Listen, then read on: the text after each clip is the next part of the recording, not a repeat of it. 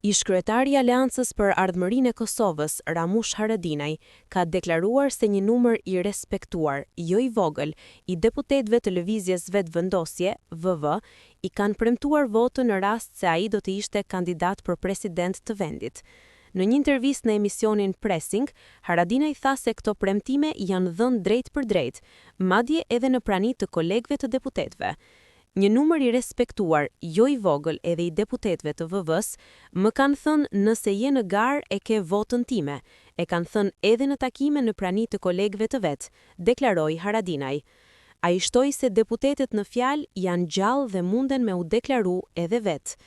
Haradinaj foli edhe për çështjen e kandidaturës për president, duke thënë se i duket politikisht e habitshme që kryeministri Albin Kurti nuk e ka propozuar Vjosan Osmani për një mandat tjetër. Jam i çuditur që Albin Kurti nuk e ka propozuar Vjosan Osmanin, sepse edhe e arritura e LVV-s është kontribut edhe e Vjosan Osmanit. Ka qenë gare përbashkët, është bukur e habitshme mos kandidimi i saj, tha Haradinaj.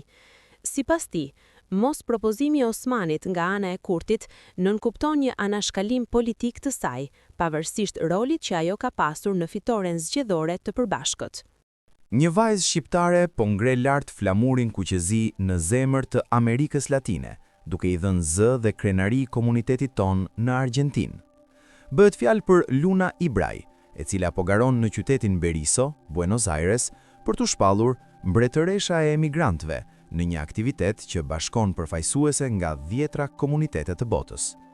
Me buzëqeshje, emocion dhe shumë përkushtim, Luna ka ndarë me publikun përgatitjet dhe ndjesitë e saj për këtë kompeticion të rëndësishëm. Ajo nuk përfaqëson vetëm veten, por mban mbi supe historinë, sakrificat dhe ëndrat e brezave të shqiptarëve që u larguan nga atë dheu për një jetë më të mirë. Në çdo hap të saj, në çdo dalje publike, ajo përcon një mesazh të qartë: Shqipëria jeton në zemrat tona, kudo që jemi. Familja e Lunës e ka përjetuar më parë këtë emocion, pasi edhe motra e saj ka fituar këtë titull, duke e kthuar këtë arritje në një traditë krenarie familjare. Por këtë herë është radha e Lunës të shkruajë kapitullin e saj me një identitet të fortë dhe një dashuri të thellë për origjinën. Një nga detajet më domethënëse që ajo ka zbuluar është tatuazhi me simbolin e flamurit shqiptar, që e mban si shenjë dashurie dhe respekti për rrënjët e saj. Të gjitha mbretëreshat përfaqësojnë vendin e tyre. Unë zgjodha simbolin e flamurit sepse dua ta tregoj me krenari Shqipërinë, është shprehur Luna, duke prekur zemrat e shumë bashkëkombësve. Dita e imigrantit në Berisso nis më 4 shtator dhe zgjat rreth një muaj e gjysmë për të kulmuar me natën finale më 14 tetor dhe paradën tradicionale më 15 tetor. Në këtë parad, përfaqësuesit shfaqen me veshje dhe simbole kombëtare, duke sjellë para publikut kulturën dhe historinë e vendeve të tyre.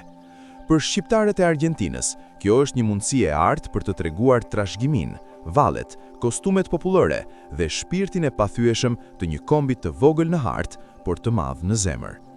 Shoqëria shqiptare në Argjentinë konsiderohet ndër komunitetet më të vjetra emigrante atje, me një histori që daton rreth një shekull më parë. Sot, përmes Lunës, kjo histori merr një dritë të re shprese dhe krenarie. Kjo nuk është thjesht një garë bukurie, është një moment identiteti, një thirrje për unitet dhe një dëshmi se, pavarësisht distancës, shqiptari mbetet gjithmonë i lidhur me tokën e vet. Luna Ibraj është sot fytyra e kësaj krenarie, një simbol i gjallë i diasporës shqiptare në Amerikën Latine.